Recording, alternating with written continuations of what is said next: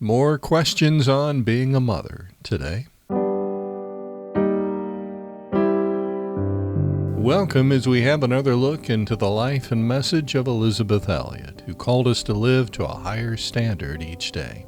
As our series continues in the coming weeks, we'll hear from family, from friends, from others who were influenced by Elizabeth's life and message.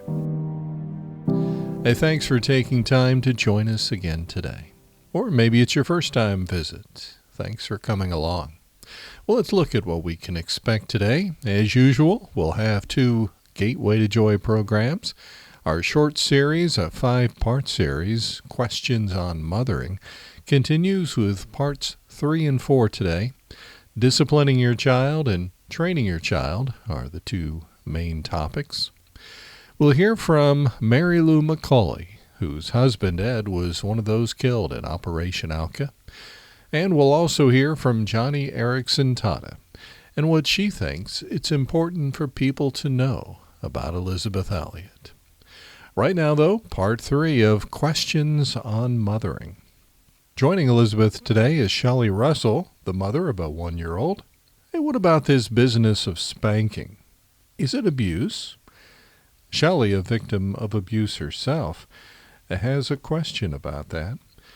And think with us today about why parents get so angry and out of control. What could they do to help avoid getting to that point? Disciplining your child, Shelly Russell and Elizabeth Elliot. Questions on Mothering, Part 3. This is your friend Elizabeth Elliot talking again today on the subject of child training with my friend Shelly Russell, mother of a 1-year-old. Shelly, what's your question today? Well, I would like to discuss spanking a little bit more in detail. When I hear the word spanking, it just makes me hurt inside to know that I love this little girl so much and that I would actually spank her. Physically assault her. Is that what it seems like to you? Yes. And the other thing is that we've heard so much about child abuse today and people getting so angry that they abuse their child, or families and people that have been accused of child abuse who have not abused their child but have just spanked their child to raise them correctly. You were the victim of child abuse yourself, right? Right. When you were growing up. So you have very powerful emotional reactions to the whole idea of any kind of physical punishment, right? Right. Well, this may sound paradoxical, and I guess in a sense it is, but I really do believe that one of the primary reasons for child abuse is the failure to discipline, and I mean by discipline that has got to include spanking. Now, I want again to try to calm my listeners' fears, because I've talked about this subject many times before. When I say spanking, I'm not talking about abuse. There is a world of difference between a controlled measure of pain inflicted on a little child by a mother or father who is totally calm and totally in control of himself or herself. The reason that so many parents get so angry and out of control is because they haven't started to train the child at the beginning. And by the time you've had to scream at your child 5 times, put that down, come here, don't do that, you're angry, right? Right. By that time, your ire is up and your temperature is rising so that you can't deal with the child except in an abusive way.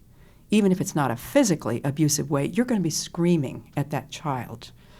And a woman came to me and she told me, I discovered, because my children told me, that I was screaming at them practically all the time. She said, I realized that I had grown up in a house where everybody screamed at everybody. And she said, I didn't even know I was doing it. And it wasn't until my children were about 8 or 9 years old that they began to say, Mom, you scream at us all the time. And she said, I began to try to listen to myself.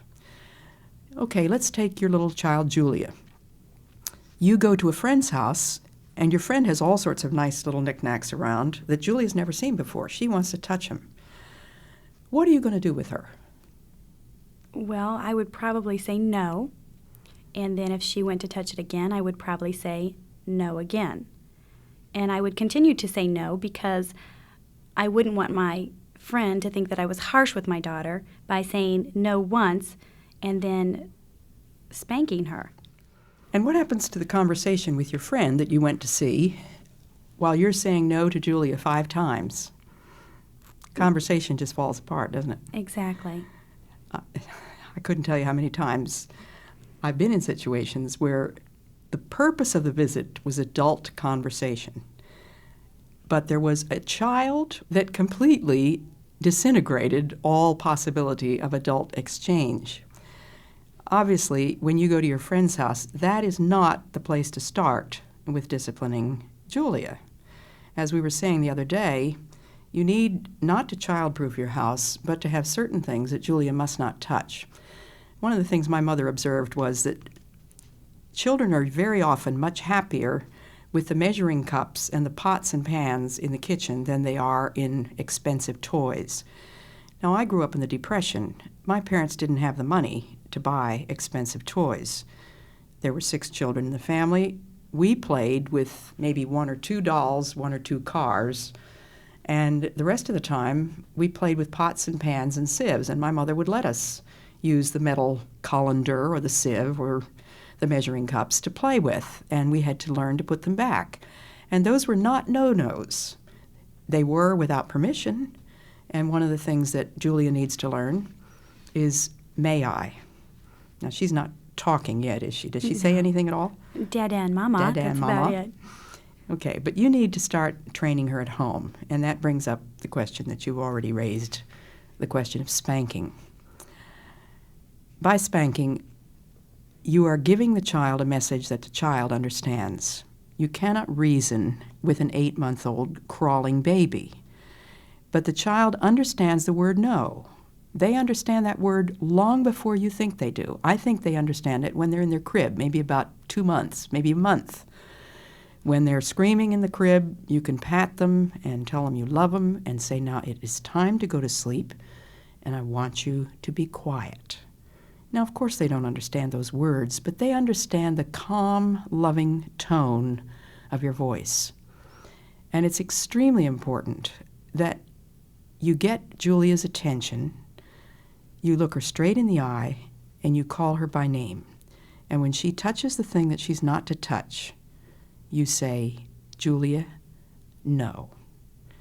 And if she persists in touching it, then I think it's time to administer a spanking. That doesn't mean a beating, and I would never use the word hit. Don't ever slap your child in the face. Don't ever use your hand for punishment, because I think your hand should be an instrument of love and tenderness and stroking. But it is a good thing to have a small switch, just a little branch off the bush in the backyard, or maybe a paint stick.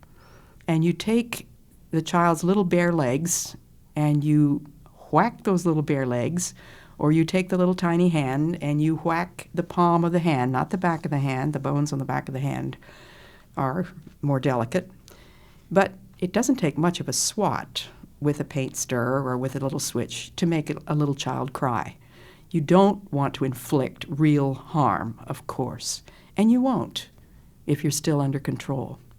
If you give the command 5 times, what's the message you're giving Julia? That she can do it, and I will just continue to say no. That I'm really not going to do anything to alter her actions. What are you telling her about the first 5 times? That she can do it 5 times. That they don't have to pay attention. That Right. you don't mean what you say. You are training that child not to pay attention. You know, last night I was at a friend's, and we were discussing spankings, and my girlfriend, she's a wonderful mother and she loves being a mother, really hates to use the word punishment or discipline. She prefers to use teach and train. And so we were discussing spankings and how to discipline our children. They're both 1 year old. And she said that she believes that you just continue to say no. And her little son loves to climb up on chairs and then on the table, and just to say no. And she says that some days she says no 70 times, but that she believes, as she continues to say no, that one day it will click that he is not supposed to do that. And that instead of spanking him, she actually will distract him with something else, but distract him each time he does it. But he's not getting the lesson. He is not getting the message when she's distracting him. All she's doing is taking his attention off the thing that he wants. How many adults are there going around in the world today who have never learned to say no to themselves because nobody has ever said no to them? Anytime their parents wanted to get their attention away from the thing that they wanted, they gave them something else which was equally or even more interesting. That is not a way of getting across the message. There are things in this world you may not do. There are things in this world you may not have. And this is a family, this is our home, and we have to live together. I can't do everything I want to do when I want to do it. Daddy can't do everything Daddy wants to do when Daddy wants to do it. We have to give and take. We have to say no to ourselves. And in order to teach the child to say no to herself, you are going to have to say no to the child, just the way the Lord did. The Lord in His mercy gives us commands and shows us where the lines are drawn. My father always said, wherever the line is drawn is where the battle will be drawn up with the child. When you move the line, when you shift the boundaries, the battle shifts. Nothing else is accomplished. Why would the mother put herself through saying no 70 times when you only have to say it once and give a little tiny spanking and the child has got the message?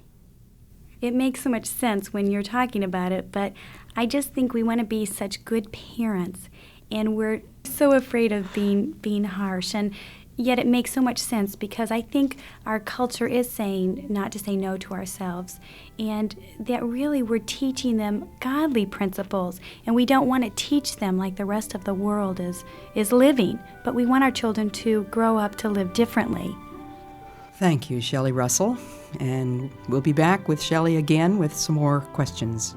Questions on Mothering, Part 3, Disciplining Your Child, with Shelley Russell and Elizabeth Elliot. Well, speaking of mothering, Marilou McCully had 3 children. Marilou's husband, Ed, was one of the 5 missionaries killed in Operation Auca. Here's Marilou from a 1962 record album produced by Nancy Wollnow, The Auca Story. In the year 1956, I often used the words of the gospel song Submission to express my testimony. The path that I have trod has brought me nearer God, though it has led through sorrow's gates. Though not the way I'd choose, in my way I might lose the joy that yet for me awaits. Now, 6 years later, these words have even more significance for me. I am fully aware that this is not the way that I as a human being would choose. My spiritual nearsightedness makes the present seem more important than eternity.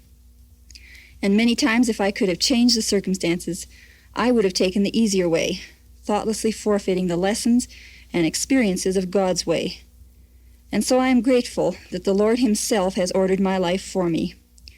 Choose for us, God, nor let our weak preferring cheat us of good Thou hast for us designed.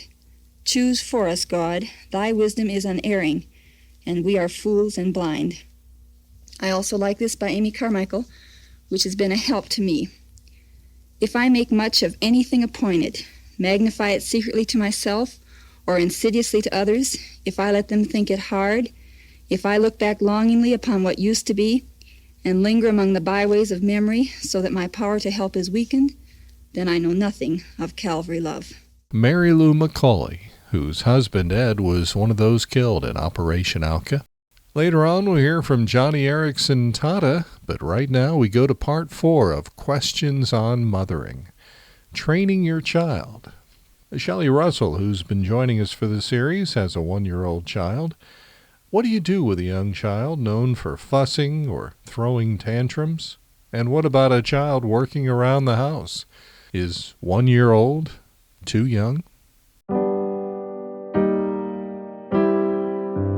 Well, I'm wondering, how do you deal with fussing and throwing tantrums? Most books say that there is a period of time where children go through throwing tantrums and that children need to express their anger, and we shouldn't squelch it, but they need to learn to express their feelings. One thing we want to be careful about is that we're not contributing to our child's anger. And I think when you're calm and pleasant and loving with your child and treating him in a matter-of-fact way, you're not going to cause nearly as much anger in him as when you are frustrated and helpless. The child needs the security of knowing that his mother is in charge. Now, certainly not all children throw tantrums, but my mother, who had 6, had, I think, only 1 out of 6 who would literally throw himself on the floor and bang his head on the floor. And interestingly, that was her first child, and it might just be because he did sense that he might get something out of that. She probably learned some things, and one of the things that she learned was that he was not very interested in carrying on a tantrum if there was no audience. He was immediately put into what she called the crying room, which was just a little sort of a pantry. And he was told that he could stay there until he could come out with a nice face. And sometimes I remember hearing my mother say to my younger brother and sisters, "We don't like that face, and you can go to your room until you find a nice face, and then you can come back." Now, when the child is 6 or 7 months old, if he throws a tantrum, the main thing is to let him see that he will not gain anything by that. He's not going to get what he wants by throwing a tantrum. If you do what he's wanting, then you have encouraged, you have reinforced that kind of behavior. Okay, now, with my daughter being 1, and I've noticed that I've done some things that have really contributed to her being more fussy, and I want to change that behavior. And there's so many different techniques that people have given me. One is not paying attention to her. Another is paying attention or not paying attention to her for maybe 10 minutes and then bending down and showing her that I love her, and then getting up after 5 minutes and doing what I need to do, and then bending down again after 10 minutes. And we're assuming that she's crying all during this time, except when you're bending down and paying attention to her. Exactly, because she wants to have my attention. What would you suggest now that she is 1, and I really do want to teach her not to fuss, and that is an appropriate way to really deal with her young life? That is a tough question, and I'm not sure I have the answer, Shelley, but I do believe that if you just institute a new program of helping her to see that she is not going to gain what she wants by the fussing, it may take you as much as a week of agonies, you and John having to control yourselves and just let her cry it out. And it's so important that you speak in a loving, calm, quiet tone, but letting her know by looking her straight in the eye and saying, "No, I do not want you to cry. Julia, I want you to stop crying. I want you to stop crying." And if she persists in crying, then maybe she needs to be put either in her crib or in a room by herself. Now, she may throw a tantrum. You've got to show her in every way that you can, short of complying with whatever it is she's demanding at that point. And I think what she mainly is demanding now, because she has become accustomed to this, is your attention. And you're just going to have to let her know that you are going to do these other things now. By all means, bring Julia into your housework as much as you can. If you're going to be cleaning the bathroom, show her where the cleanser thing is and ask her to get it out and give it to you. And then you give it to her and tell her to put it back. And if you are washing dishes, you can give her the silverware and tell her where to put it in the drawer. Give her a little stool to climb up on and tell her to put the spoons back. Well, she'll put the spoon in where the forks are, and you say, "No, that's a fork. This is a spoon. Put the fork with the fork and the spoon with the spoon." She will learn that so fast.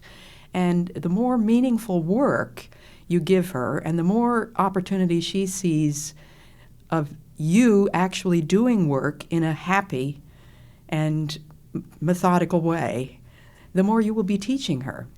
So this whole idea of your child working alongside of you and teaching them to work, you've mentioned that you think that can start at a very young age, and it does seem odd to me. And just when you mentioned to me having your child put the silverware away, here we give them toys where they have to stick a circle in the circle slot and a triangle in the triangle slot, and we're actually having them help us by sticking a spoon in the spoon slot and a knife in the knife slot and a fork in a fork slot. That's so interesting to me, and I'm just wondering, what age can they begin to help you, and then how do you think up ideas of ways in which they can help you? I think the Lord will help you think up ideas, but I think Julia is not too young to start, and real work, real housework, involves constantly keeping things in order, and one of the things that she can do right now is to put her shoes in the closet, to pick up her clothes, to bring things to you. Don't be afraid to ask your child to do things. Go and get the wastebasket, empty the wastebasket, take the papers out of the wastebasket, put them here, pick up her own clothes, put away her toys. If you're going to let her open the kitchen drawer and take out the measuring cups or the bowls, she can play with them for a certain length of time, and her attention span is probably very short, although it's amazing how they can be absorbed with something simple like that rather than a toy for a long time. Then she will go to something else. You call her back and say, Julia, put the cups back in the drawer. Put the cups back in the cupboard. You'll be amazed at how she knows exactly where those cups belong. And she will be so happy to do something which is really useful. She will begin to see your pleasure, and she will begin to learn to take joy in real work. She can learn to start making her bed when she's about 4 or 5 years old. And I know 10-year-old kids that are not required to make their own beds. I think that's pitiful. It sounds very exciting to me to really have my daughter working alongside of me and just accomplishing something that needs to get done anyways. Sure, why not make it useful? Do you enjoy Julia? Most of the time I do enjoy her. At times I get rather frustrated, but I do enjoy her. And I'm just wondering about that. We are so consumed sometimes with raising our child properly and reading books and trying to think about her actions and how we want to raise her, that sometimes the enjoyment goes out of it because we just want to do everything so right, so perfectly. That is a danger, and when we start talking about discipline, then people begin to think we must be the world's most cruel parents. Discipline is the greatest kindness. The Lord disciplines us because He loves us. And Irma Bombeck wrote at least an article, I'm not sure whether she even wrote a book, called I Loved You Enough to Say No. And we've got to love our children enough to deliver them from themselves. We're all born selfish, and we need all the help we can get to start thinking about other people. Of course, a baby has nothing to think about but himself. When he's born, he's hungry, he needs to sleep, he needs to be dry, he needs to be taken care of physically, and that's all he can think about. He begins on the first day to realize that those needs are met by this person who turns out to be mother. And from that day on, the mother has the job of helping the child to see that the entire universe does not revolve around him, but that his needs are going to be met, that he does not need to worry about that, because they're going to be met by somebody who loves him more than anybody else in the whole world, and by somebody who is going to take care of him and make sure that everything's fine. The insecurity of the child usually comes from the insecurity of the mother. And when the mother is calm and confident and trusting in the Lord and asking for the Lord's wisdom, I really do believe that the child senses this, and he is going to know that his mother does love him. What is really challenging me is that sometimes as mothers we do try to be perfect, and we also try to meet all the demands that the world is putting on us to keep a perfect house, to be fabulous cooks, to have wonderful kids, to be perfectly dressed, and we leave the Lord out of our lives. And it's just really challenging me to make it so that the Lord is the focus of our lives and keep out the world and not keeping ourselves so busy that we forget what our priority is, and to be quiet before the Lord, waiting upon Him to lead us instead of immediately running to a book and saying, now how can I deal with this? And I need a quick answer because I don't have time. Shelley, it's heartening to me to see a young woman who is earnest about really wanting the Lord's help. Thanks for being with me. Questions on Mothering, Part 4, Training Your Child. Author, speaker, and ministry leader, Joni Eareckson Tada. Joni, what's important for people to know about your friend Elizabeth Elliot? You know, nowadays we're in a different era than in the late 1950s when Elizabeth was catapulted into fame. And I don't know, I think many young people just don't recognize the name of Elizabeth Elliot nowadays. The younger generation lives in an egalitarian culture where stamp of Christ or not. Leaders that most young people look up to, I think they lack heroic qualities. Courage in people and in leaders is rare, and good character is rarer still. To even use the term moral purity nowadays sounds terribly old-fashioned. And I don't know, I think a lot of young people just think suffering should be done away with at all costs. Even good Christians think that. And if suffering can't be avoided, then I think a lot of people feel it should be drugged, divorced, escaped from, prayed away. But in this age of anti-heroes, I do think people still want to see integrity and authenticity in others, no matter what age you are. Even Christians long to see a follower of Jesus really square off against sin, stand firm in adversity. We all want to see someone in whom living for Christ doesn't look any different than dying for Him. Nowadays, I do think people are craving a visceral story that's got meat on it, a story that rises above the average, that soars and inspires. And it's why I still recommend, and I often give away books by Elizabeth Elliot to young readers. I think it's so important for their sakes, for their soul's sake, that they come to know Elizabeth Elliot intimately. Ministry leader, author, and speaker Joni Eareckson Tada. Well, as our time comes to an end, let me thank you for letting us come into your home, your office, maybe along with you as you took a drive, wherever we found you. On behalf of the Elizabeth Elliot Foundation, in cooperation with the Bible Broadcasting Network, let me invite you to check out elizabethelliot.org. More talks, devotionals, videos, and more, elizabethelliot.org. And if you get a chance, leave a review for us. Thanks. Until next time, may God remind you each and every day, you are loved with an everlasting love. And underneath are those everlasting arms